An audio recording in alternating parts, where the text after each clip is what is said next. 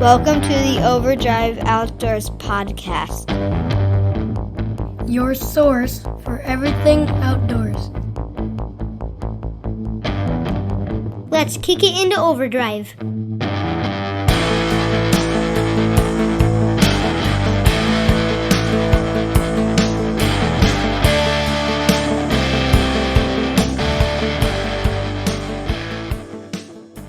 Overdrive Outdoors podcast brought to you by Predator Hunter Outdoors.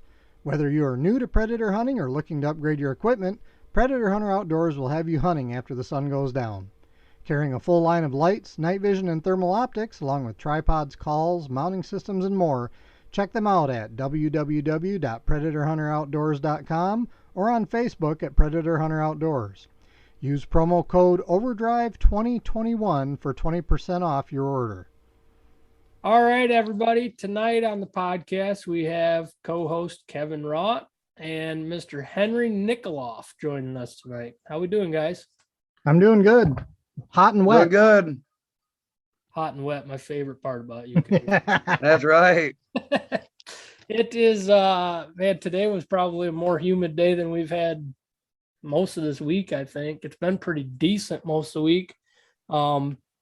I went out a couple times hunting this week, and it was actually fairly nice, but I went out last night trying to shotgun one, and it was not friendly in those woods. I was dripping sweat, attacked by mosquitoes. Then I think I sat on a fire ant hill and had those crawling up my leg for 30 minutes and pretty much ran out of those woods on the way out. But Kevin, you went out last night. What ended up happening with you? Yeah, actually got contacted by the landowner. It's been a little while since I've been over that way.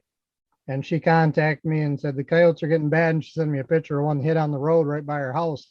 She goes, I'm hearing them every night. And I said, okay, well, I'll get out there then, got the details from her where she's hearing them and all that, which is the usual spots. I mean, they seem to be pretty consistent about where she hears them howling out there. So I actually got out there. Let's see, I think I got out there probably about 8 o'clock. Took me probably about half an hour to get my gear together and walk all the way back to where I wanted to set up, which is right by a power line. So their property where I set up, there's a power line that runs north and south. That's the only open area. Everything else is either tall like jack pines or a little mix of hardwoods. And on the north side, right now it's corn with, which I didn't find out until later, which will be kind of relevant in this story. But their property ends at the north. It goes into a cornfield, and then there's like a little opening in that cornfield. Looks like it's low ground where it was wet, and maybe they just didn't grow corn in there, Yep. So I usually pick a spot where I can try and catch them coming out of that corn, and those jack pines are open enough. They don't have tall ferns in there that with thermal, especially, I can see in there. So I set up by that, and my plan was, being that the time I got there, I was going to just try a little bit of distress off the bat. And then I was going to wait and hopefully I'd hear them howl, and then I could move off from that, if I needed to move or just start playing, different sounds based off getting a howl. She said they're howling every night. They didn't howl last night. They didn't make a single darn noise. That's how it goes. It was funny because there was a buck in those pines that I happened to spot. And at first I didn't know what it was. I just seen a thermal and an animal moving through the woods. It was, I don't know, 100 and some yards away, and through the woods, it's hard to tell at first what it is because you don't have big openings. Eventually I found it was a buck, and that buck sat there and looked at me until just after dark the whole time. I could see his rack through there, and he just laid there and watched me the whole time. But anyway, so I followed my game plan. I played some distress at the beginning, a little bit of baby cottontail and a couple other things, just low key in case anything was close by. Didn't have anything happen. Played a couple howls, didn't hear anything. Played a couple other things, not a peep anywhere. I mean, not even up in the distance. I mean, of course, that's how it works. She tells me she hears them all the time. I go out there, there's nothing. So I had approached the property from the west and went straight east, kind of get to the halfway point of the property. Our wind was out of the north, and I expected the coyotes to come from the north. That's usually where they came from, either north or the east. So there's another way off her property. If I walk north to that corn row, her property, that's the border. I can walk that. There's a path that'll take me back around the property back to her house. So I figured, well, I'll walk that way. By the time I get around this patch of woods between where that power line is and where her place is, there's her horse pastures there. And she says she thought she heard him in the horse pasture the other night. So I figure I'll walk out there. That way I can scan the horse pasture, see if there is any out there. Get to the end where that corn is, and I look out into that opening where the corn wasn't planted.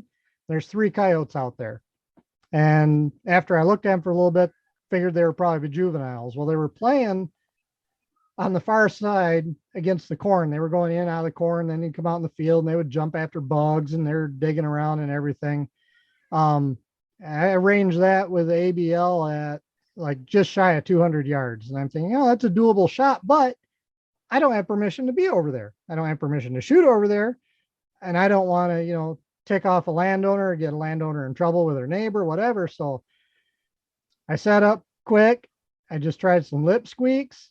I had one, it looked like the biggest one of the 3 started coming.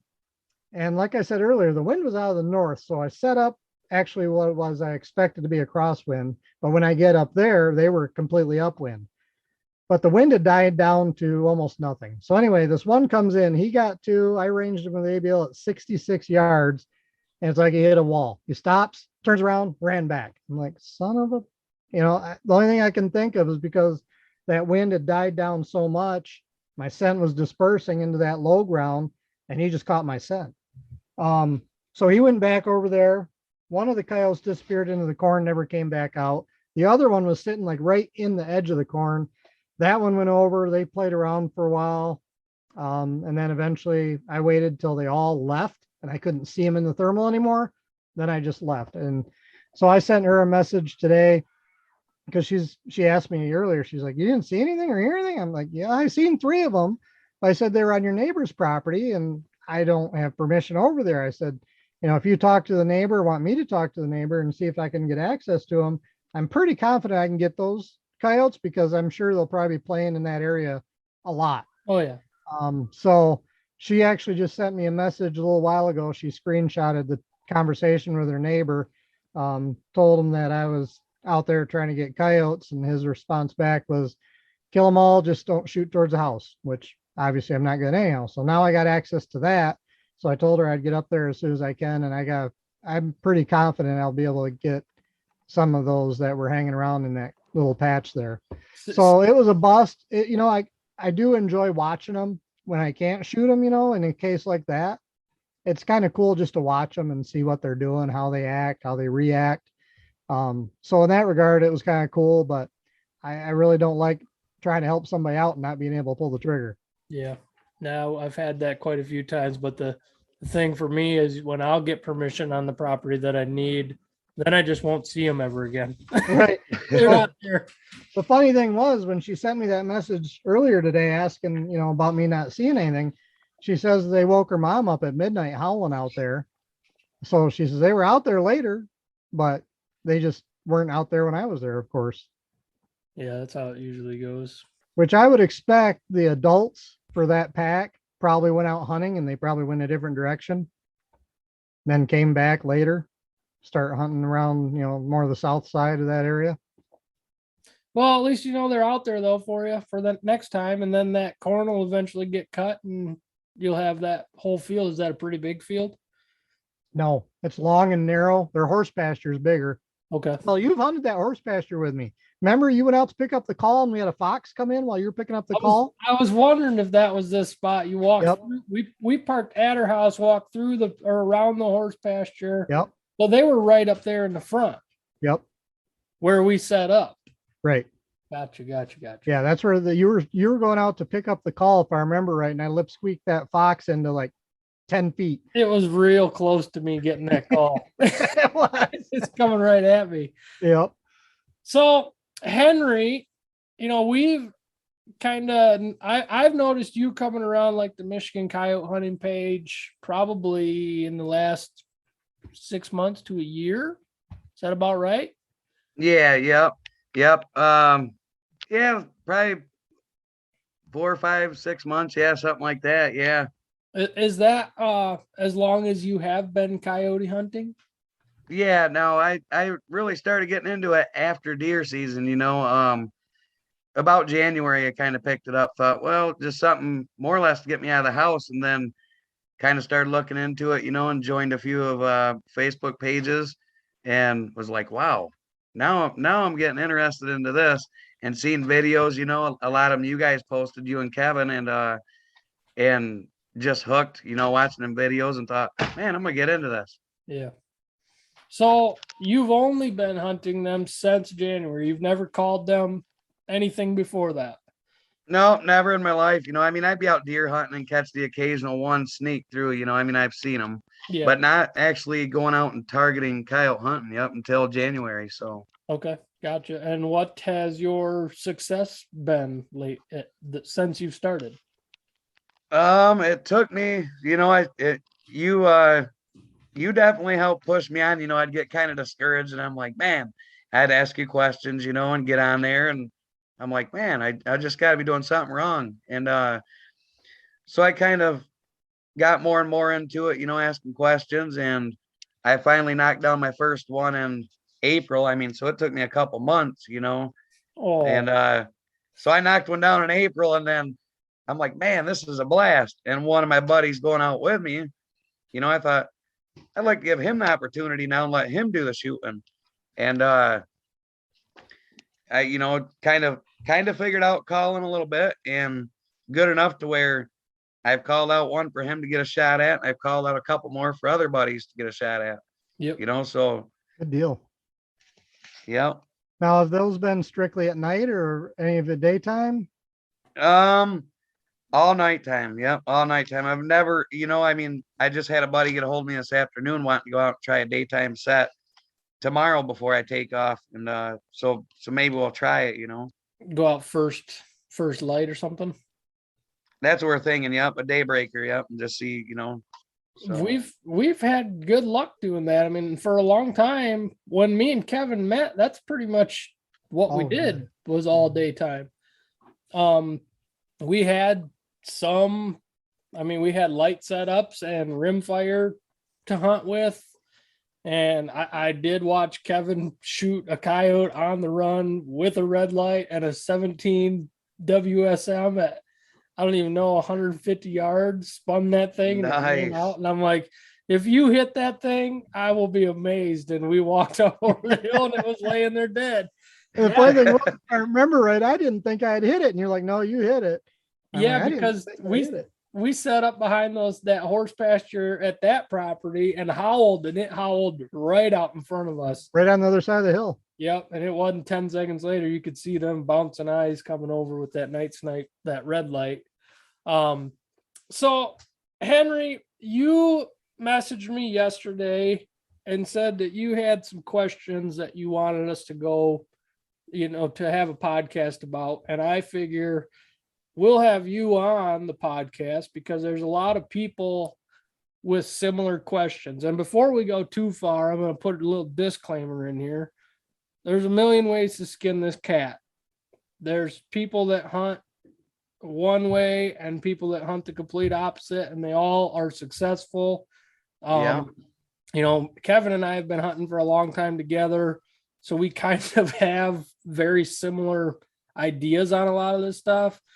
But we are in no way ever going to say that we are professional coyote hunters, that we're the best in the state, or that we know everything about this, because there's still a lot of times when I go out and I learn things. And I think that's part of becoming a better hunter, is constantly learning. But just a disclaimer, you can listen to this, take tips from it however you want to. There's always going to be somebody that does it another way, and they may be just as successful, more successful, or less. It's all about how you want to do it, and it's all kind of learning your own method. Kevin and I call all completely different. If you ask Tony, Kevin calls a lot more. I don't know. Kevin's got more patience behind his calling. Like Kevin, I've seen Kevin howl once and sit there quiet for 10 minutes. Like, Are you ever gonna do anything else, Kevin? And me, I'm on the call. My call pretty much never shuts off. That's just how I do it. I am a very impatient person. Just More aggressive. Yeah, I'm more aggressive and I'm more impatient. I want sound out there constantly to get them moving towards me. But so, Henry, why don't you go into a story of a hunt where maybe you saw one or you heard one, or something that brings up specific topics for you that you want more information about, and we'll just kind of run with you on that. Right on. Okay. All right. I mean, I could have hours worth of questions, obviously, and that I've bugged you a ton of times online, and I don't have nothing to do. and I really appreciate that. I've definitely learned, a lot from pointers from both you and Kevin. I've seen you guys pop on and come right back with, suggestions, which is real awesome, and it's not like you keep everything top secret. You're like, hey, try this. Yeah, this is, what I recommend, or, so yeah, that's awesome. So I guess like I'll kind of start out with last weekend. I went out and set. It was a new spot, and these are just questions I wonder during my setups, and how you guys would do it, or like you say, you might both have different answers and both work. Not like, hey, he calls too much. That's not going to work if you call less, or whatnot. And so like, all right, last weekend here, Saturday night, I went out, and because I'm learning a lot still too. Like I just say, I started January, so there's a lot of new stuff and a lot of questions. Well, just so you know, you killed one in what, 4 months? Yeah. It took me 4 years. Yeah, right. That's dedication. I might have called it after that. I should have called it after one. Go But ahead. no, so yeah, after a few months anyway, I got one to come in there and smoked it, nice 60-yard shot. It was perfect. But so like say okay, I'm fairly new. I'm walking out my call, and I'm gonna hunt a crosswind, How far do I want my call out at nighttime? Do I want it 10 feet, or do I want it 70 yards? What's your input and what's Kevin's input on that? What do you? To me, as a general rule of thumb, I usually put my caller out, say 35, 40 yards, 50 yards tops. And I usually put it at about a 45-degree angle upwind. That can change based on terrain, physical features of the land, et cetera, et cetera. If I'm hunting an open area, though, that's generally how I try and set my caller out. Yep. Okay. And for me, let's say, just speaking from a map perspective here, let's say you've got a large chunk of woods or swamp ground on the north end. I'm going to probably not hunt that property at all with any kind of a south wind. I'm going to want it coming from the north, the west, or the east, so that it's a crosswind or straight in my face. I do the same as Kevin. I put it out at a 45-degree angle upwind, and I do that because maybe it's false, but I believe that if a coyote is going to go downwind of that, if I put the call downwind of me, it's just going to send that coyote farther downwind, for a farther shot. So I'm going to set it upwind at about a 45, so that if they do circle, at least they're not circling as far. And at night, I put my call out, man. There's times where I'll take 2 steps from the gun and put it down. It really depends on what. I won't do that if, let's say, I just got out to this property and I'm just going to start calling it, but I will do that if I'm moving on a coyote or a group of coyotes that I've heard. Then I will not. Okay, let me break that down just a little bit more here. If I'm setting up brand new, this is the first set on this property or in this area tonight, I'm going to walk it out a little bit further. I'll do, 20, 30, 40 yards. If I hear a group of coyotes somewhere that I can go to and I can quick pick up and move to them, then I'm going to set that call right at my feet, because I do not want to keep walking out, then come back to the gun to start calling. Does that make sense? Yeah, yep. I got you. So that's pretty much, I mean, we both pretty much on that are very similar, but I think I've probably learned a lot of that from Kevin too.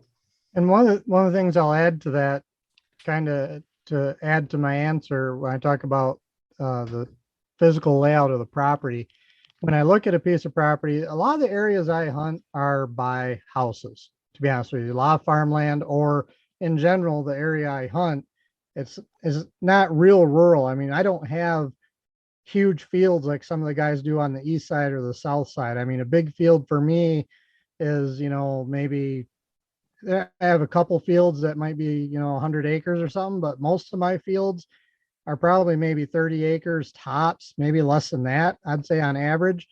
So when I look at those properties, one of the first things I try and figure out is, if I don't know already, is where do I think those coyotes are going to come from? When I look at a piece of property, I want to look at features if they're there, because I hunt a lot of areas where there's houses close by, farms close by, whatever. I want to look for things that are going to be natural barriers that would guide the coyote, so to speak. Not very often are you going to have them come from right by a house. Not to say it won't happen, because Josh and I both experienced it, but rarely will they come up by a house. A big river, that's going to be a natural barrier, because I have yet to see a coyote jump in a river to come to a call. I know other people said they've seen it. I haven't. Hills, I've seen them come to the top of the hill, and I've seen them skirt the bottom of it. So again, I'll set the call out to where I think the coyotes are more than likely going to come from.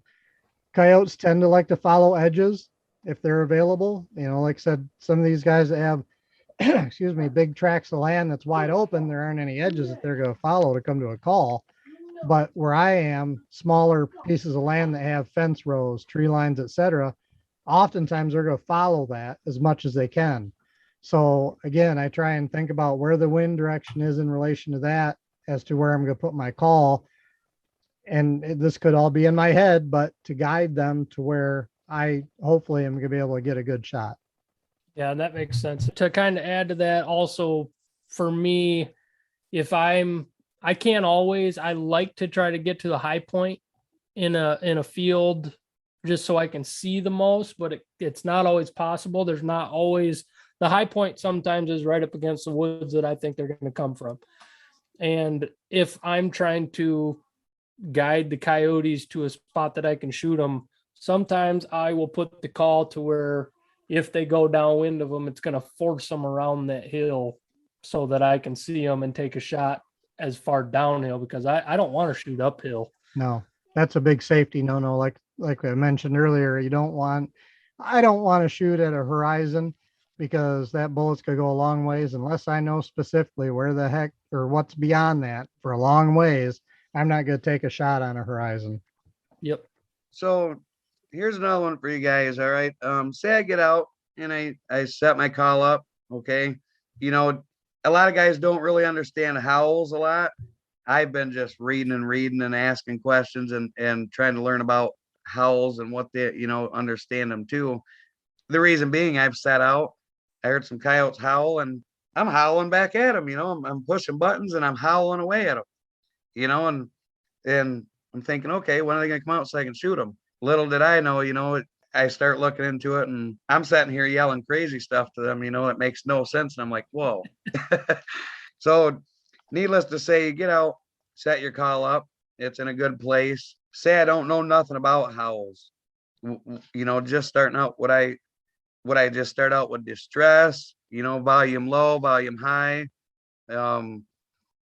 If it's a daytime hunt, do I start out, even if I do know a little bit about howls, do I shut them off in the day, or still go with a, just all distresses because I don't know howls? Or, how would you go for a beginner? Would you just start out with a light distress? What would you recommend, or how would you do it? So I'll start off with this one. I generally start the bulk of my sets with low volume distress. The reason I do that is in case there's a coyote close by that I don't know about. I have actually, here's a story of a set I did, one of my local spots out here. It is a fairly long field. I think it's maybe 200-300 yards long. For me, that's a long field around here. Got out there, scanned the field with I think I had thermal still back then. Scanned the field, don't see a darn thing. There weren't even any deer out there, and the grass was maybe shin tall. It wasn't real tall, you know. So I didn't see a darn thing. So I walked my call out, I set it down, I get back to my setup. And this is one thing that I always do too. Scan before you start, scan while you're putting your caller out. When you get back before you start calling, scan again. Did all that and I still didn't see anything. I'm like, there is nothing around here. So I'm thinking, okay, I'm going to start off right off the bat. I'm going to crank the volume up. I'm going to do a loud howl. I want this to reach out there because I don't see anything nearby. So I'm hoping to draw them in from a long ways away. So I turn the volume up. I let a howl rip, and 20-30 yards from where I put the caller out, a coyote pops up and just hauls ass out of there. I'm like, what the heck just happened? So that coyote was laying down in the grass and I couldn't even see it in the thermal. It was laying down, probably taking a nap, and I scared the crap out of it and it beat the heck out of there.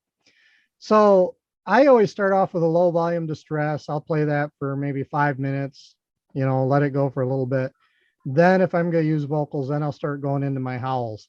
Now, if someone doesn't know what the howls are, and I have to give credit to the call makers out there, sound file makers that are out there right now, they do a pretty good job on most of them of telling you what the howl is. Interrogation howl, young female howl, aggressive male howl. A lot of them tell you what they are. And as long as you're using sounds from a reputable sound producer, you know, Tony Tebby, Fox Pro, Rick Powell, Lucky Duck, any of those guys out there, they know coyotes well enough to know, okay, this sound is this, you know, they live with the coyotes. I mean, I think Rick does, Tony does, they all have pet coyotes. Heath Baker with Predator Tactics, he has pet coyotes, or they do, that they recorded these sounds off of. So, I mean, they live with them, they know what they're doing in terms of, you know, what the coyote is saying, so to speak. So a lot of it depends on time of year. And it also, there's a couple of guys out there that know a whole lot more than I do. For example, Ed Gajewski. That guy probably knows more about coyotes than I think I've ever known or even forgotten. Oh, Yote head. Huh? Yote head. Yeah, Yote head.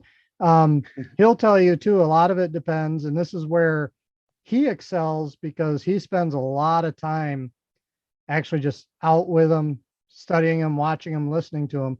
A lot of it too depends on the coyotes that are in that area. For example, this time of year, especially, let's say between, well, you know, dispersal season is probably going to kick off here in the next month or so. You're going to have young ones that are leaving their family groups or going out trying to find their own territory. They don't want to get their butt kicked. So they're going to be a little bit leery of, let's say, a very mature adult howling, especially if it's an aggressive howl. They're like, that ain't going over there. Screw that. We're out of here. As you get closer to breeding season, invitationals will become better, male and female. Early part of the year, after breeding season is done, they're starting to get into denning season. And for the first, I don't know, 3 months, 4 months after they've had pups, you know, up until about now, they tend to get territorial. So any vocalization in their area could trigger a territorial response. Again, one that doesn't have pups that's in that area may shy away. But if there's a den in that area and they're protecting their pups, they're likely to be territorial. So a lot of it depends, to me, what time of year, what howls you want to use. So if you don't know, if you're not comfortable with knowing where you're at in that time of year and how they're going to respond to different sounds, and let's say you don't necessarily know basically the social status or age, whatever, the coyotes that are in that area, I would say you're probably better off just sticking with distress sounds. That being said, any of your distress sounds will work. And again, like a lot of people will tell you, pup distress works year round and it can work almost any time. So I know Josh is similar to this too. At the end of a set, if you've done everything else, you still aren't seeing anything, it never hurts to try pup distress. Yeah, and for me, I didn't know a lot about howling when I started off, but a very good thing for me was watching Randy Anderson videos on YouTube. He has a lot of like how-to videos, or man, I don't even know what they're titled, but when he's sitting with the guys from Primos, and he'll sit there and he'll howl on a hand call and he'll say, this is this and this is what this means. And Randy Anderson, he knows what the heck he's doing too. That's where I learned most of my vocalizations. Now, Kevin and I differ in that aspect because Kevin likes to start off with the distress. I love to go out and blast a howl because I like hearing coyotes. Whether I kill them, see them, anything, I'm fine spending an entire night howling. I mean, I'll get pissed off after 10 sets of hearing them howl and not seeing one. But if I'm hearing them howl, I'm a pretty happy person. So I like to blast a howl, but I also like to howl right off the bat because if they do answer, it gives me that little bit more, I feel like at least I know something's listening. And they don't always answer me back. There's a lot of times where they won't answer back and they'll just show up. And that's where people will howl and then wait 3, 4, 5, Kevin's 10, 20 minutes after a howl, because there will be some coyotes that sneak in quietly, don't say anything back, but they're coming to investigate it. And then when you see that coyote, switch to a coaxer or something just to bring them in. But for beginning, and we've seen those questions pop up for a long time. I stick away from challenge howls. I will almost never play a challenge howl unless I feel like I'm being challenged by a different coyote. But that one, to me, I could honestly take or leave it. I could take all the challenge howls off my call and not ever really be sad about it because I don't play them often enough. I mean, out of a whole year, I might hit a challenge howl maybe 5 times. Like, seriously, I don't play them that often. So I start with howl 99% of the time. But for beginning, if you don't understand what you're saying, I do believe that just running out there and blasting howls, if you don't get what each one is, you're going to do yourself more harm than good, because you will run the younger ones off, the non-aggressive ones off before you get them to come in. So I would personally stick with, bird distress, mouse distress. And right now, I'll be honest, I haven't been playing distress at all. Playing pup distress. I will howl and then I'll do a single pup distress for 3, 4, 5 minutes. Then I'll go to like a coyote pup fight for a little bit.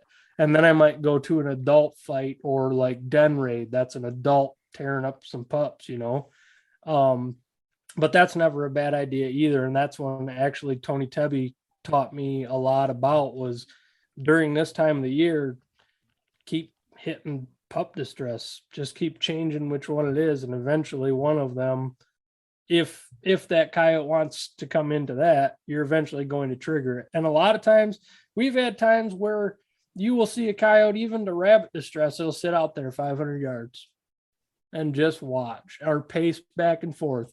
And as soon as you change to another rabbit distress, a higher pitch or a lower pitch or a slower tone, or you go to a mouse that's real quiet. Kevin, in Ohio, 63 minutes, I think it was, that we had that coyote at 800 yards, and it was howling. It was aggressive. It was wanting. It was an aggressive sounding coyote, if I remember right.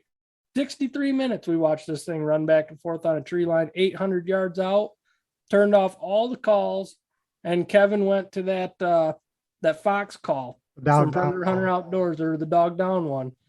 real quiet. Like we could barely hear it 50, 60 yards away.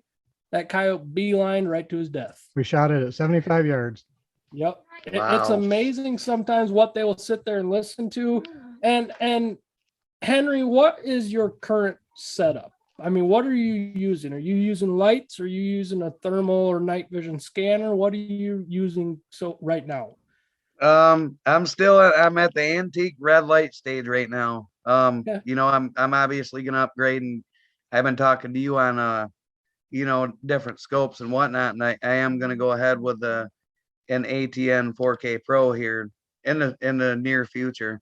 Okay. But as of right now, yeah, so I'm still just using red lights, nothing fancy.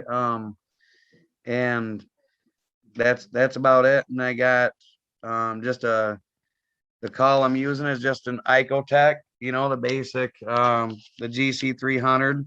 Yep. I'm definitely gonna upgrade, but as of right now, it's what I'm using, and Well, how it are you, works. I call them out with it. are you scanning with a red light as well? Yep, scanning with a red light too. Yep. You have a headlamp?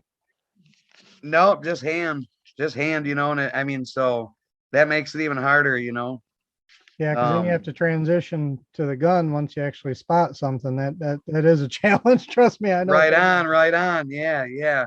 That's one reason we went to the headlamps, was because of that same reason. I mean, when we first started out, we're doing the same thing. Matter of fact, when I first started out, we were scanning by hand, and then my buddy rigged up a mount for a tripod where he could just use a handle and scan with it off the handle, until we eventually ended up going to the headlight, and the headlight just is so much better for scanning.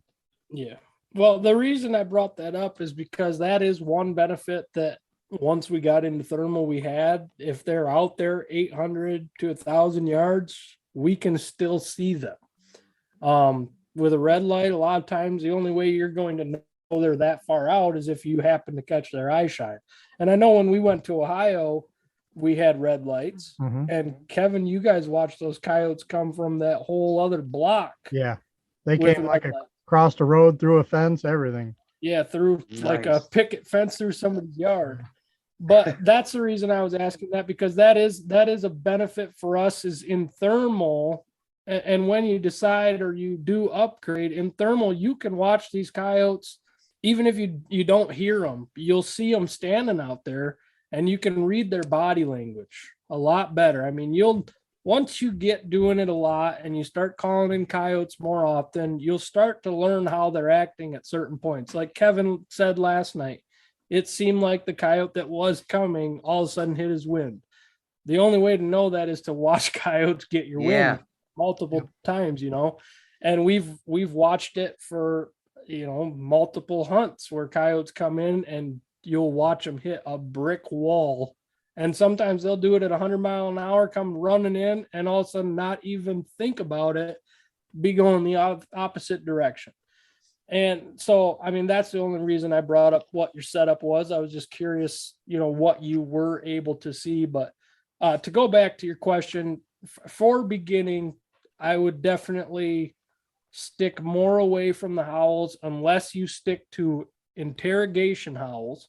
And I personally would stick with a female interrogation howl. I don't male howl very often at all. Kevin, do you?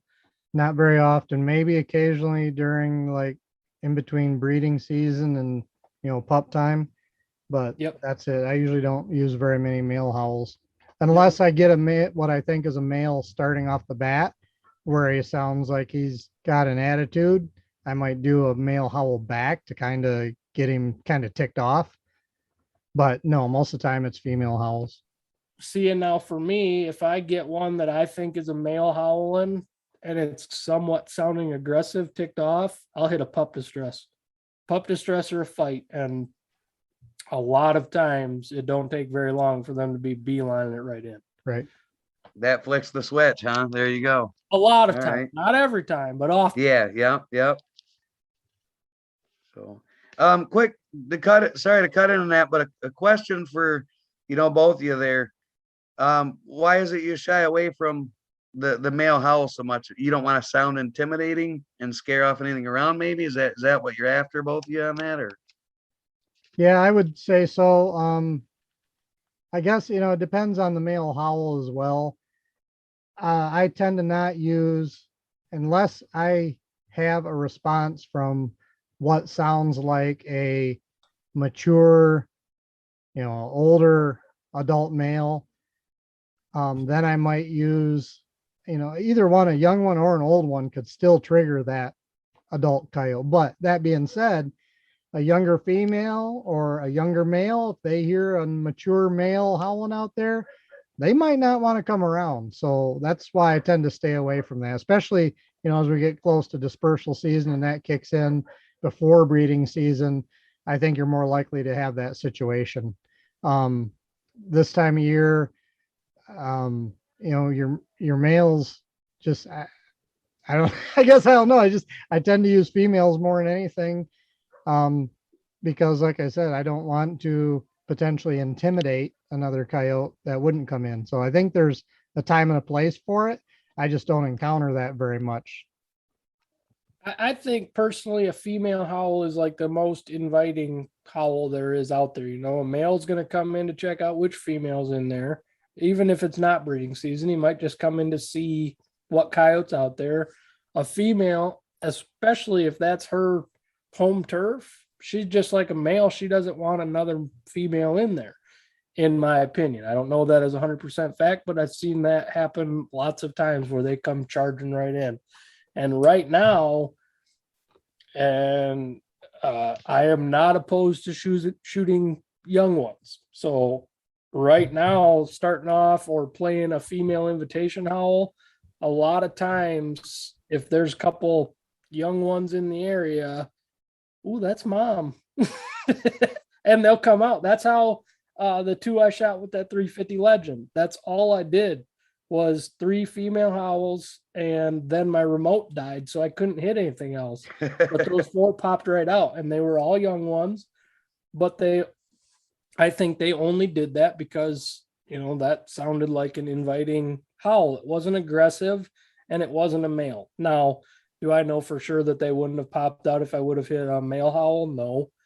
But I don't hit very many male howls because I don't want them to get, to start running the opposite direction.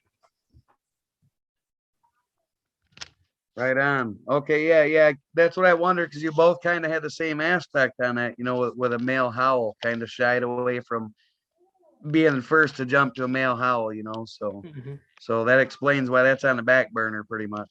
Now, I will play male howls during breeding season, and I'll usually use them to answer a female. Like I'll do a female invitation and then wait a couple minutes, then I'll do a male invitation howl. And I've had coyotes run in right to that too. I feel, and most of the time it's a male that ends up just beelining it right in. And I just feel like it's because that male, if I walk in my house after work and I hear another dude talking up in my bedroom, daddy's coming in hot. Yeah, and I agree with Josh and around breeding time, a male may very well get aggressive if he hears another male in an area during breeding season, kind of like what Josh said. So, I mean, there's times, like I said, there's times I use it. It's just not as often as I do female howls. Yep. Want to lengthen your time in the field and shorten your scouting time? Not only does the HuntWise app show you property boundaries, landowners' names, and in some cases even their phone number, but using the app will show you the wind direction on the map of the place you want to hunt. And the HuntCast feature shows peak movement times for various species, including predators. Get the HuntWise app at www.huntwise.com, the Google Play Store, or the Apple App Store for only $59.99 a year for Pro or $119.99 a year for Elite. Use promo code OVERDRIVE20 for 20% off an annual membership. So, all right, we're out. We got our call placement set up. We're not that good with house. We're going to start out with distresses, Say I play a baby cottontail. I got it mid-volume, kind of low or mid-volume, Now, and you kind of answered this already a little bit, chatting there about your calling strategy. Do you want to stay just playing that, baby cottontail, nonstop? I mean, I watched a lot of videos on YouTube and I'm like, hey, this looks easy. These guys throw a call out in the field and they just hit play on there, and they get the rabbit squealing and they just wait till the coyote pops out, and me, I got a lot to learn. I'm just starting out, and I found that on that low to mid volume, I'll play a baby cottontail for 2-3 minutes, and then I'll wait 8-10 minutes. I'll look around, and then I'll switch from a baby cottontail to a different rabbit or a bird distress, and I'll play that for 2-3 minutes, and I'll look for 10 minutes. How do you guys both feel on that? How long do you let your call play, or how often do you wait and then switch distresses? Well, this kind of going back to what Josh said earlier, everyone has their own strategy on this. And I think both Josh and I have probably used a lot of the strategies that people have talked about because, we're always trying different stuff. I've called in coyotes playing nothing but a single sound for 20 minutes straight and just letting it go the whole time. That particular coyote snuck in. Very rarely do I see a coyote sneak in, but that one snuck in. Nowadays, I tend to not do that so much. And Josh will touch on this, I'm sure, with the time he spent out there with Tony in New Mexico. But I'll play a sound for, let's say, 5 minutes if I'm going to stick with distress. Then I'll pause it for only a couple minutes. And then I usually switch to a different distress sound. My total time on a call set, especially when there's not a ton of deep no, usually half an hour, 45 minutes tops. And during that time frame, I'll switch sounds probably half a dozen times, if not more, depending on what's going on.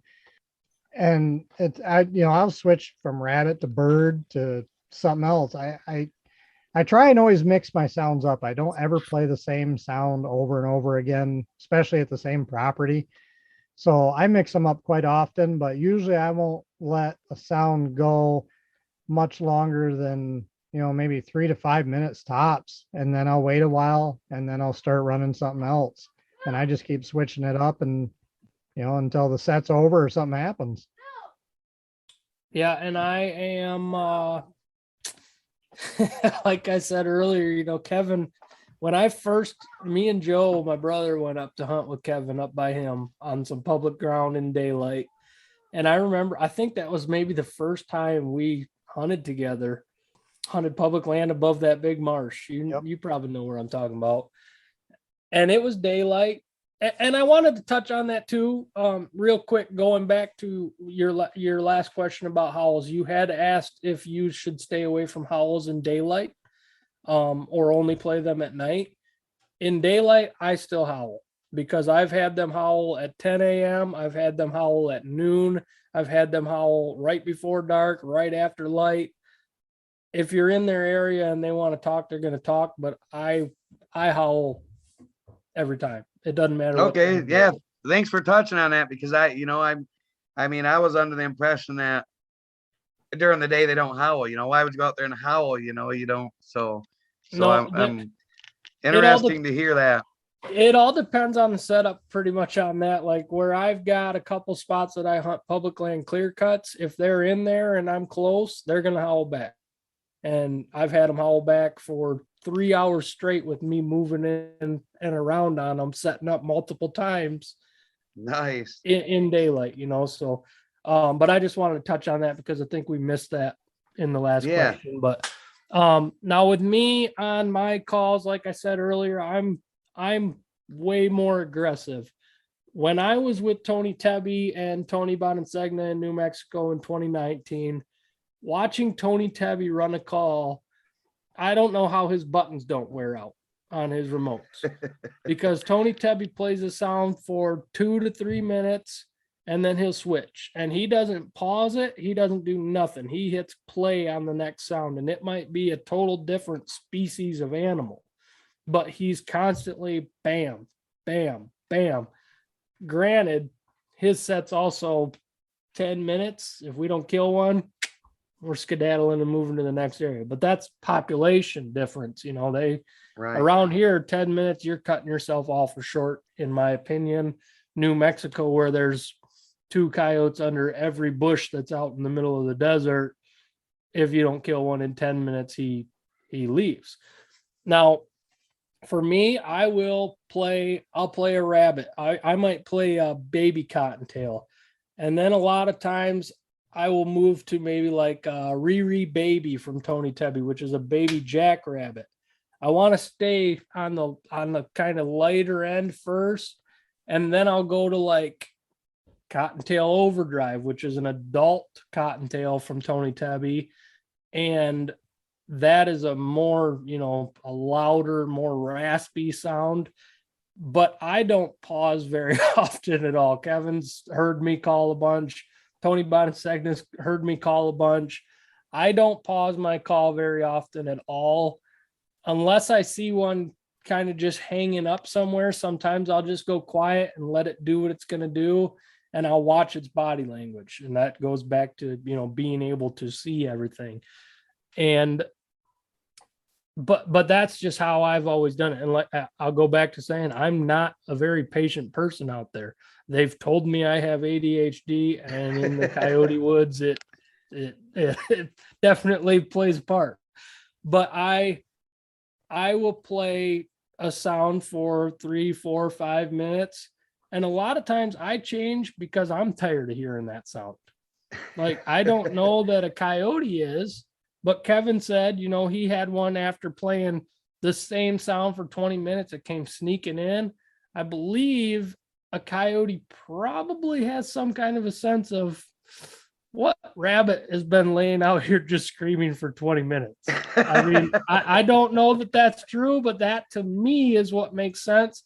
I kind of play a set off of what makes the most sense to me. Rabbits have small lungs. They can't sit there and scream for an hour straight. So I constantly change. But like Kevin said, sometimes I'll go from a rabbit to a bird. I just want to keep that high pitch.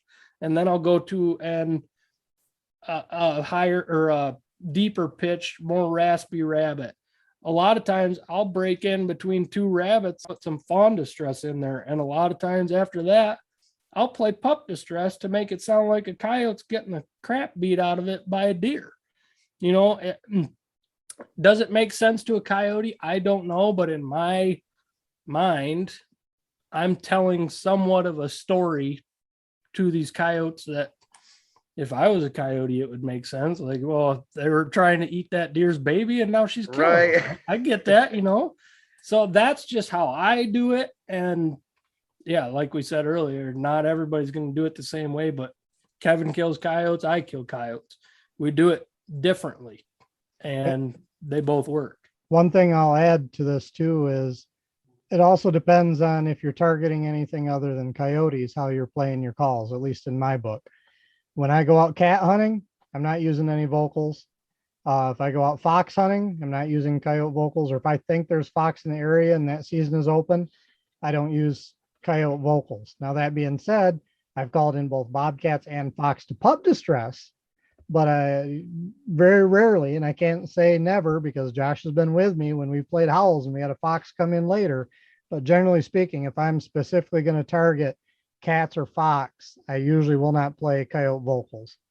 Yeah, even though you'd shoot a coyote if it came running in. Oh yeah, absolutely. And that's the thing. That's the great thing about distress. It'll call in anything.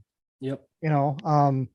So it's just if I want to target fox, I stay away from vocals. Same thing with bobcats. But like you said, if I'm running distress, anything could come in. So you have to always be ready to know what you're willing to shoot, what you're going to shoot, and be able to shoot it.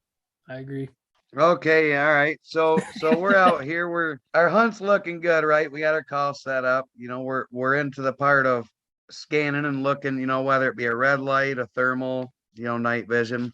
We're scanning and we got the call out, and you guys both just basically prove that there's no set rule book to calling, just kind of, a couple different distresses, breaking them up, or even a time frame in between, like you say Kevin prefers and does, so we're out calling. We get a coyote come in. Say we get a shot on it. Do we want to stay calling? Or let me back that up a little bit. So he's coming in to give us a shot, and I got a rabbit distress playing. a baby cottontail distress playing, and I'm seeing this coyote come up a cornfield edge or, coming up to check out the call. Do I leave the call playing because he's coming up right now to look at it? Do I just leave it playing and watch him until I get a shot? And do I keep the call going after I shoot? Okay. I'll answer the last question first. Yes, always keep the call going after you shoot. In terms of the first part of the question, I believe a lot of that is in body language of the coyote that you're watching. And that's, obviously being able to see the coyote coming, you can read their body language to a degree. If they're fully committed, sometimes changing the sound will cause them to check up. Now, that being said, a lot of times if I got a coyote and I think he's coming in real close, I will turn the volume down. But usually I won't shut it off, but I may turn the volume down. Especially if it depends on what volume I have it at too. If I have it, 3/4 volume, yeah, I'm going to turn that volume down as that coyote gets close to it. That's just the way I play it. If I have it already low, let's say I'm at mid volume or less, and that coyote's still coming, I won't mess with it. I'll just let him keep coming, watch his body language. If I don't think he's going to come anymore, I take the shot. One thing I like to have my shots closer because better chance of success in my book. So I let them keep coming as close as they can get them. And that's a lot of that is just, like I said, reading the body language. They might come in a ways and then sit down. You might have some that come in a ways. And then, they just keep coming steady. You might have them start coming in a ways and then all of a sudden they'll just veer off.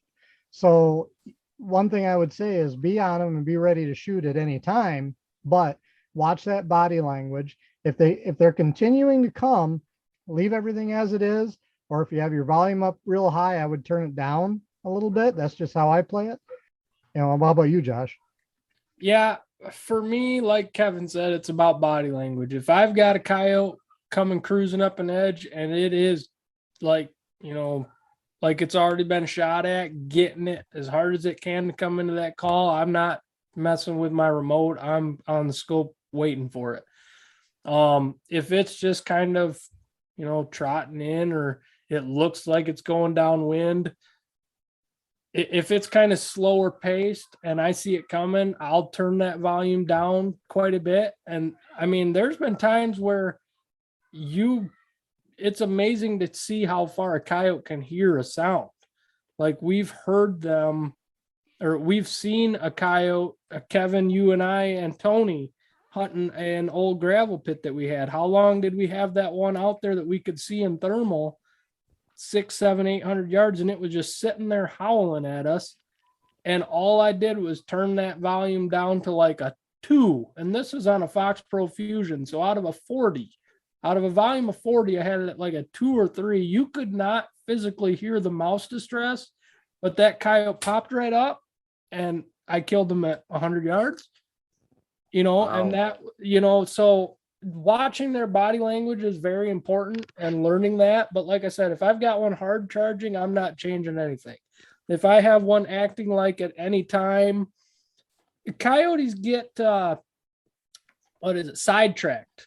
They can get sidetracked very easily. You'll see them running in, even if they're coming in hard sometimes, all of a sudden they'll stop and they'll look and they'll jump on a mouse. I mean, they get sidetracked very fast. So like Kevin, I'm watching the body language. If they're hard charging, I'm not touching the remote. If they're coming in slow or kind of leery, I might turn it down or I'll pause it and let them kind of do their thing for a minute just so I can see what they're doing. But if they're very leery like that, and I feel like they're about to leave or they might veer, maybe they're running into, up against standing cornfield where at any point they could jump into that corn and be gone, I'll pause that call, see what they do. And a lot of times I'll hit a low volume pup distress at that point. And it's worked for me. There's also been times where I've had them coming and they've held up and I've changed the sound just to see what it would do. And I've never seen that coyote again. Every coyote individually is its own, has its own mind and will do what it wants, and nothing ever will work 100%. But that, I mean, Kevin, we both pretty much are on the same grounds on that one too. It's all about how they're acting. And, there's also times where even if you are on one coyote and you've got a little bit before you can shoot, you better darn well still be scanning all over the place, because there's a lot of times where this one's coming hard and I look here and crap, that one's already at the call and I didn't even know it was coming. Because coyotes hunt, if they're together, a lot of times they'll hunt by breaking apart. And if you're not paying attention all around you still, you're not going to see the second one that's coming in to get it. You're going to see the one. And I've seen that multiple times where they split up and they'll go 200-300 yards out around in a circle. And that's seems to be how they work together to hunt.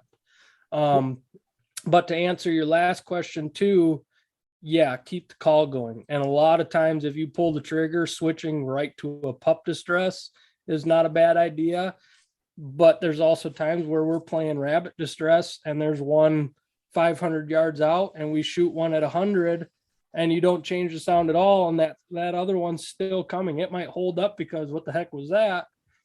But then it just still comes in and you get to double up. So yeah, I would definitely recommend always keeping that call running. Even if you change the sound just a little bit, just keep it going though, because if you've got one coming in, a lot of times there's a second one somewhere, probably. It's just getting to come in.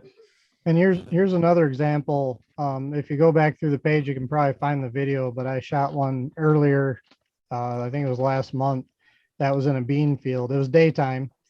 And what had happened on that set, if you haven't watched the video and read my description, is I had set up, I was sitting on the ground, gun on shooting sticks in a bean field. Beans were probably maybe 6-8 inches up. I had started off with a howl or two. Then I went to go into distress and the batteries on my caller died. So I was only like half an hour from dark. So I just sat there and waited. And just before dark, coyote pops out of the woods at the far side, which I think, if I remember right, was like 500-600 yards out. I spotted it. And of course, like I said, my caller was dead. And one of the times I didn't have my hand calls with me. So I just lip squeaked. And as soon as I lip squeaked, that coyote turned and looked, started coming. It was pretty casual, but I'd lip squeak and let her come. And then she would stop. And like Josh said, she was getting distracted. She'd stop and then she'd look over this way. So every time she looked away, I'd lip squeak again. And as soon as I did that, I'd lip squeak until she turned, started coming again. Then I'd stop because I didn't want her to pinpoint me. So she would come a ways, and then she'd stop, hang up, look around. As soon as she turned her head, I'd lip squeak again. She'd keep coming. And I ended up shooting that. Well, the first shot on the coyote was like about 100 yards. Hit it, it ran, and put another one into it at about 200 and put it down. But it's that reading that body language, which you can do day or night, as long as you can see them, read that body language. If they aren't interested, play around with things until you see it catch their interest. There might be times where it doesn't matter what the heck you play, they won't pay any attention at all. And there'll be times where you just happen to hit that right sound and they're like, oh yeah, that's what I want. And they're on their way in. Yep. And that's like I was saying about Tony Tebby earlier, when we were out there, we watched coyotes at 600-700 yards, not care. You'd see them stand up and look, and then they'd lay back down. But as soon as he hit that one sound, which was just, it might not have been the one that we called coyotes in 2 sets earlier on, but it was a completely different sound. It's the one that got their attention, and that's what got them up to come running in. And that's nice. One thing I'll say too, is something that I've seen fairly often, but not every time, of course. Let's say you start off your night, coyotes are hot, you find a sound that they're coming in hot to, I'll continue to play that sound through the night. And more often than not, that sound will work. Different sets, different coyotes, but some reason that sound will just work.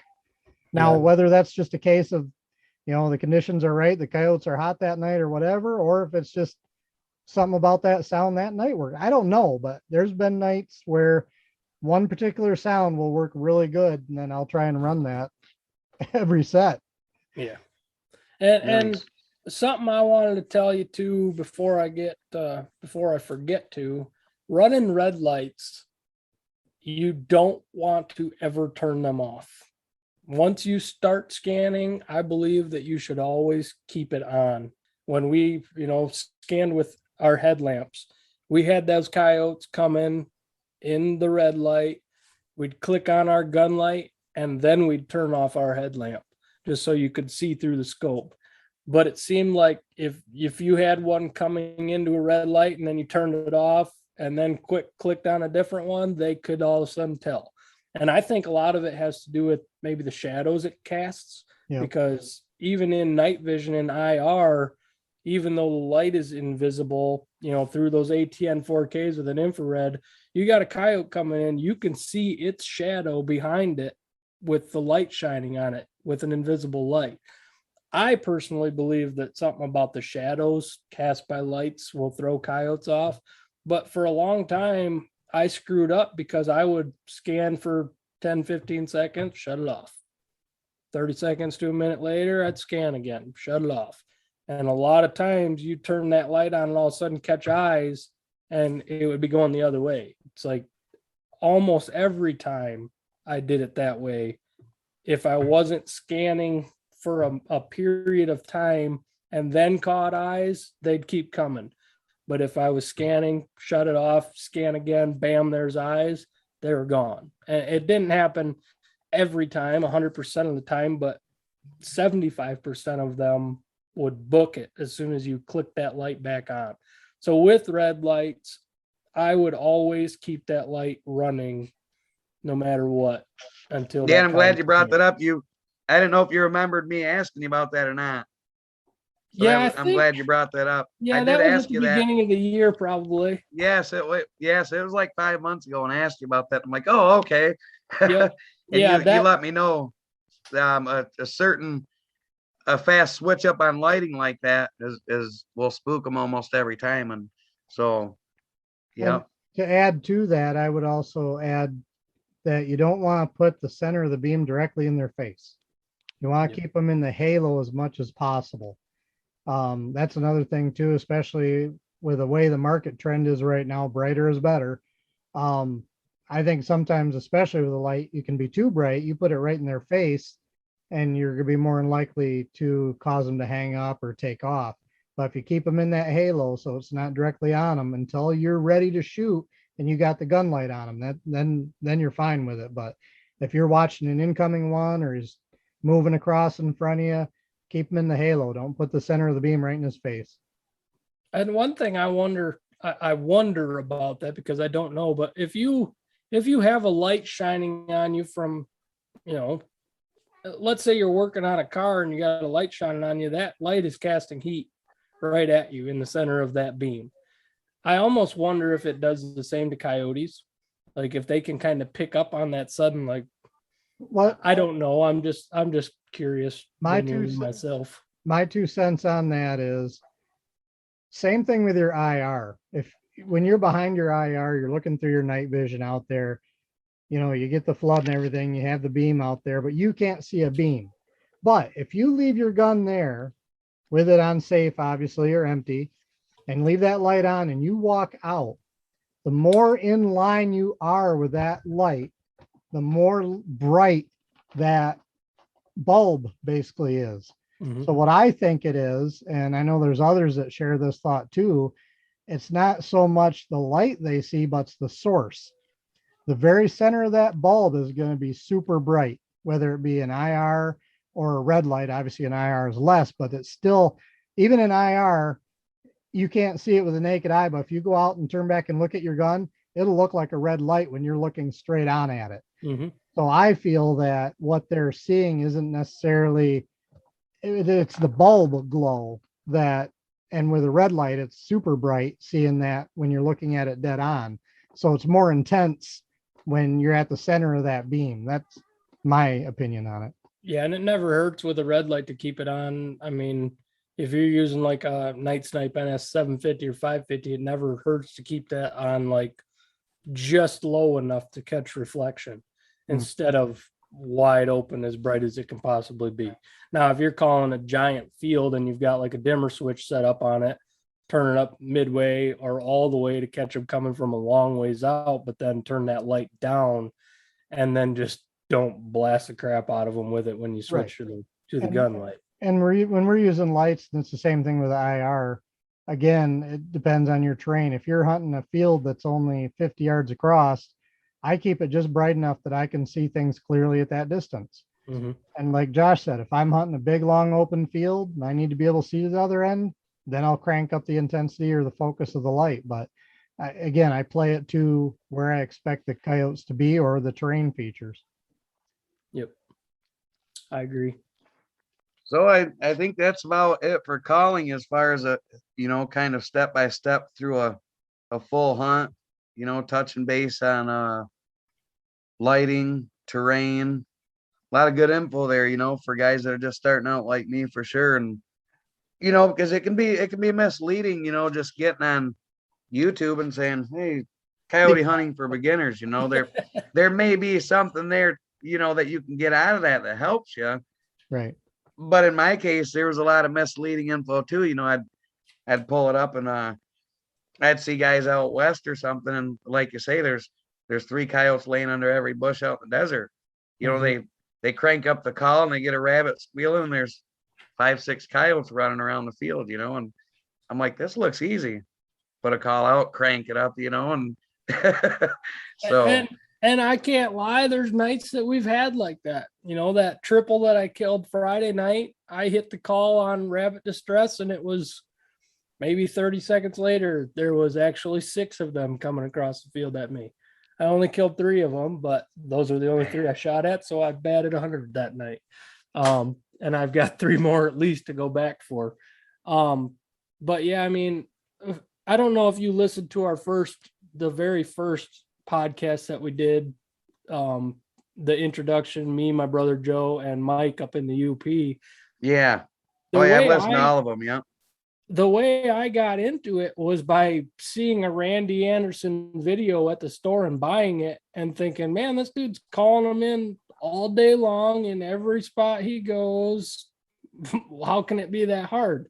We're not out west. I mean, right. Out west, you've already killed 1 and you've only been hunting for 6 months for coyotes. I would almost put money on the fact that if you were to go out west, you'd have no problem. It's a different game, I believe, and it's east versus west. Mississippi River, they say, is basically the borderline for the difference. And I mean, Michigan's different for everything. It's just like I can't jump on YouTube and watch any of the real tree deer hunting videos sitting over manicured deer food plots and 500 600 acres of untouched unpressured deer ground, because that doesn't apply to me. Right. It's not the same story. So that's kind of why we wanted to do this podcast. You came on and asked us to answer some specific questions, and I said, hey, why don't you just come on with us and we'll talk about it all together, because there is a lot of guys, and every day there's more and more people joining the coyote hunting boards on Facebook and stuff in Michigan trying to get started. So I'm hoping by this podcast coming out with a guy who's somewhat new to it, asking the questions that a lot of guys want to and don't, whether they think they just know it all right off the bat or they just don't want to ask the questions because they don't want to get laughed at. We all started from nothing. I mean, I never coyote hunted until I was 16 and just decided that'll probably be something else that I can just go hunt and keep myself out of trouble doing. And, so I had a lot of questions starting out, but Kevin and I, we met on those boards when Facebook wasn't around. We met on Scraphorn, Michigan predator hunting board it was a forum online. And like I said before in another episode, there was 300-400 people on there. And that was the bulk of Michigan coyote hunters that were, visible online talking about it. Now our one coyote hunting page is 15,000 plus people.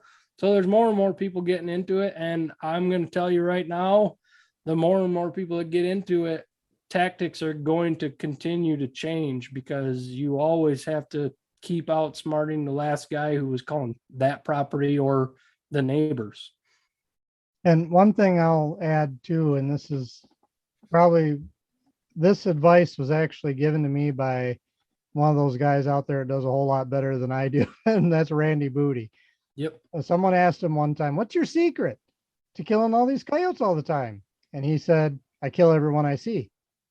And obviously that doesn't happen, but he does do awfully darn good at it. And Yeah, he does. That is important because, and this is one of the reasons why I don't mind giving out advice. I would rather see someone that doesn't know something ask, and hopefully I can give them good advice and they will be successful. I'd rather see that than have a guy doesn't know anything, just goes out there and blasts a bunch of stuff and just makes them all real smart.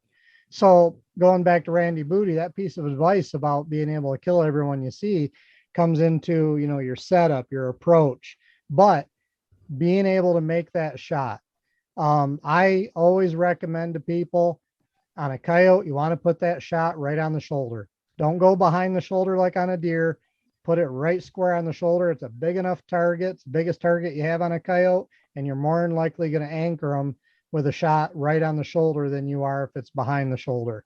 So what I'd say is make sure, and right now I understand it's hard because it's hard to get ammo, but spend the time at the range shooting from the setup and the position you're going to be out in the field with.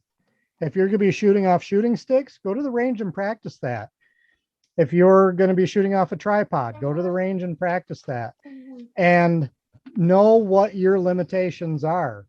Personally, if there's a coyote out there that I'm not comfortable taking the shot at, I'd rather not shoot than just throw lead out there and make it smarter. So know what your limitations are. If you know for a fact you can hit, say like an 8-inch or 10-inch pipe lay, if you can hit that every time at 200, but you can at 300, do your best to get those coyotes in that range where you can make that shot that you've been practicing on the range from the same setup you use when you're going to be hunting. And that to me will help a lot in terms of, you're not going to educate as many coyotes that way because hopefully, like Randy says, they're dead. Mm-hmm. That's really good advice from him. And I'll add to that, if you're shooting, at night a lot, if you can find a place to do any after dark shooting with lights or anything, it's never a bad idea to go set up a target at night and try to, Kevin and I remember one time we went out somewhere and we set up like a cat eyes tack on something to shoot at it. And it was probably part of, during one of my giant missing streaks that I went on. But that's, you got to practice in the situation that you're going to put yourself in. Yeah, I agree to that. Shoot off a tripod during the daytime if that's how you're going to be hunting. At least you get comfortable with the gear that you're using. And I'm not going to give any shooting tips because there's a shirt made of my name saying missed another pretty easy shot. So I don't give too much shooting advice, but yeah, I agree. I agree on that completely. And to add to that too, one of the things that a lot of people struggle with is range at night. It is very difficult to tell range at night. Doesn't matter what you're shooting, unless you have a rangefinder of some sort to tell you, it's very difficult to judge range at night. There's a couple ways you can deal with that. You can use a mil-dot reticle if you don't know how to use the mil-dot system. Another thing you can do is go out at night with your setup and take a piece of paper, target something that you can see at night that's about the size of a coyote, put it at 100 yards, and then look at your reticle and compare on your reticle the size of that coyote at that range. So you can learn by how big the coyote is in your scope compared to your reticle should give you an idea of the range. Or one thing that I like to do as well too is use Google Earth. When you're looking at the property you're going to hunt, look for landmarks based on where you think you're going to set up with Google Earth. There's a ruler feature on Google Earth, and do a line from, okay, I'm going to set here. So you put a pin, and okay, here's a tree line, put a pin there. That tree line is 150 yards. Then you know what that range is. And based on what you've gotten comfortable with in your shooting, you know if that's shootable or not. Whereas the tree out in the middle of the field, that might be 300 yards. You're like, okay, I'm not going to take that shot. But If he's, half that distance, I'm good. So there's several tools out there you can use to help with that range at night. Yeah. Yep. I agree to that. Well, Henry, we wish you the very best of luck out there. We know that, there's still a lot of times where we'll go out for dry spells and not call anything in. And that's using top of the line thermal and night vision. So it's got nothing to do with your setup usually, or, the gear you use. There's nights where we'll go out and it, feels perfect and we don't hear, we don't see nothing. It's just how it goes. But the best advice I can give you is keep on trying, keep on asking questions. That's how we all learn. And, we hope to be a part of your success as much as we can. We hope to see them pictures. We know we will though. So, but yeah, that's right. And another thing, if you guys don't mind, while we're on here and for whoever hears it or, shares who hears it, you guys are probably more than welcome to take on any questions. If someone just shoot you a message or post, a question online, I'm sure you two wouldn't have an issue chiming in either, and giving them whatever advice they might be looking for. No, we definitely enjoy doing that. And there's times where we'll get on and we'll say what we think, and there's people who will disagree and there's people who will agree. But like I said at the beginning, there's so many ways to do this that, you just have to find your style. Tony Bonensegna, man, him and I and Kevin have called so much together, but Tony will go out and he will rabbit, then he'll bark and he'll fight, and then he'll go back to rabbit distress, and then he'll go to pup distress, and then he'll go back to rabbit and then a fight again. Tony is a very aggressive caller and he calls in coyotes. It's all about your own style. And I believe the number one best way to constantly or consistently call in coyotes is to know your ground and to have, know that there's coyotes on it, because you're never going to call in what's not there. And scouting is a very important part of that. Kevin and I will post pictures quite often when we're out walking around the piece of property of tracks going in and out, and keeping an eye on where those tracks are most constantly moving around. If it's on the edge of a cornfield or going into one certain corner of a patch of woods, a lot of times that's where you're going to call them out of too. If they're constantly going into this one block and you set up a call, you watch where that those tracks are constantly going in. And a lot of times that's where that coyote's going to pop out at too. It's constantly learning, always being out there and trying to pick up the most information about your properties as possible. And if you have private land, keeping in contact with your landowners is huge too. That where I killed the triple Friday night, I hadn't talked to her in a little while, and I just randomly messaged, said, hey, I'm wondering if I can come out, wonder what the height of the hay is. And she said, oh yeah, they cut the hay today and I've already got 3 of them in the field. And I'm like, well, I wish you would have told me a little bit earlier, but I'll reach out every time. I don't care. But that's another, huge thing, is just try to learn as much as you can while you're out there. And if you call in, let's say you go up to a spot tonight and you call in a coyote, keep an eye on where that coyote comes from, or if it gets away, where it goes, because it's coming from cover or it's security and it's going right back to security. And where one thinks it's secure enough, most times is where the majority are going to find the same security. In the wintertime, if you know where deer yard up, well, deer's an easy source if there's a lot of snow for a coyote to get food. If you have a deer bedding area, a lot of times there's coyote beds right in the middle of them. I find that a lot in the snow. But Kevin, you got anything to add to that? I think that's very important to deer trails. Quite often coyotes will travel deer trails, in wooded areas too.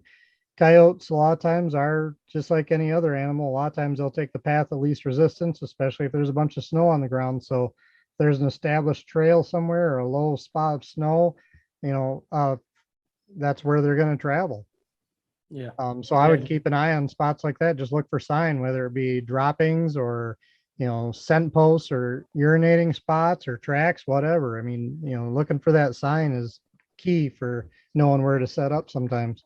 Yep. and you might have property too. And I know I've had it where the landowner will say, I heard them yesterday. I'll go out there. They're not there today. Yep. Granted, it might not be that they're not there, but they might just not be willing to do anything that night. Yep. Go back the next night. And a lot of times too, and I guess we're just going to keep going for a minute here. A lot of times too, Kevin, I know I've heard you talk a little bit about this, but if I feel like I should have called something in there and I didn't, or I called one in and I killed it, but I know there was more around, I don't always wait 2, 3, 4 weeks to go back. If I feel like I got a good chance of going back and calling in more coyotes at that same spot, or I didn't call any in the night before, but I think I should have, and the wind is right again for it, I might go try it again. Yep. And that's one thing that I know we used to say a lot was let your property sit for a month at a time. Yep.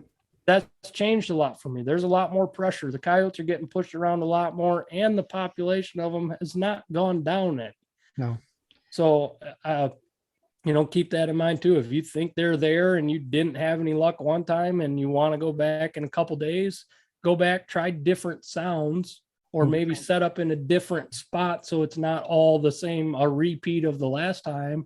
But a lot of times we'll go try it again and bam, all of a sudden there's 5 of them standing there. That being said, So- generally speaking, I won't go back, frequently any more than like once or twice. If I don't have anything the next 2 times, I'm not going to go back again for a while. I'll let it sit unless landowner tells me something different. Yep. I agree. So, say I drive by a field, say there's 3 coyotes out there. I'm gonna stop, see if I can hunt that. Stop, talk to the landowner, and they say, sure, go ahead. I see them out here all the time. Would you go out there and just hunt it that following weekend or next time you had a chance to go out and set? Because are they gonna keep coming to that area?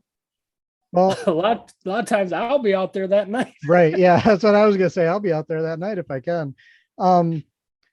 It depends on the time of year. During denning season and through pup dispersal season, they aren't traveling quite as much.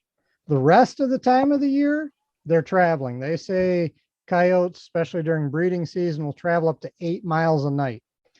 If you read what a lot of people say, they say probably up to like 75% of the coyotes that you see are what they call transient coyotes.